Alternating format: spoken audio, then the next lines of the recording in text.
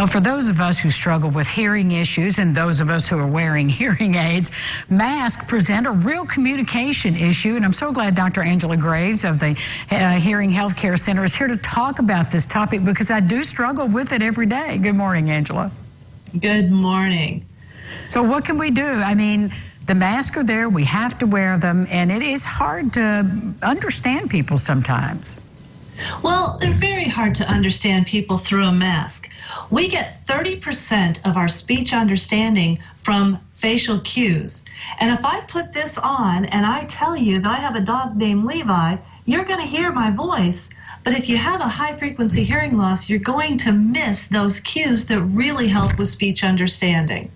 It's so true. I mean, I do struggle with it all the time. So, all right, for those for someone who's trying to communicate with someone who has a hearing issue or wearing hearing aids, what's some guidance you can provide? All right, so I've got two options. One, we're wearing a mask that we can't see through, so I would like to encourage the speaker to be more distinct in how they speak. You don't have to slow down and talk like you're talking to someone that is asleep, but take your time. Make sure the person you're talking to is understanding what you're saying by asking helpful questions. The second thing we can do is change the style of mask we're wearing. The style of mask that I recommend is a window mask. Now, I'm not sure if this translates all the way through to the camera, but this has a vinyl screen here in the middle of the mask that allows the person to see the lips of the person who's talking. And that really makes an improvement for the speech understanding of the hearing impaired person. Are those masks readily available on the marketplace? I've seen some versions of that, but not one quite like yours. Well, no, you won't see one quite like mine because I made mine. There are some online, and I believe it's called the Hearing Store.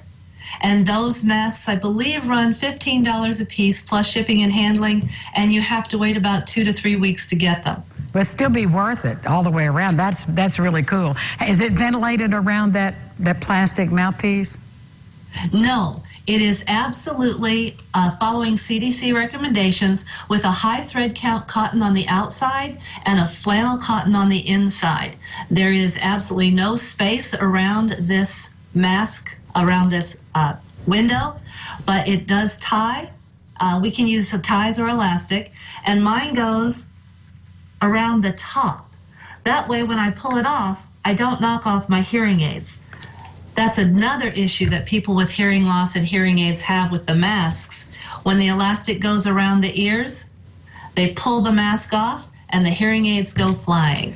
It happens to me almost every day. So, Angela, for those of us who have the hearing issues, what can we do to increase our communication with others?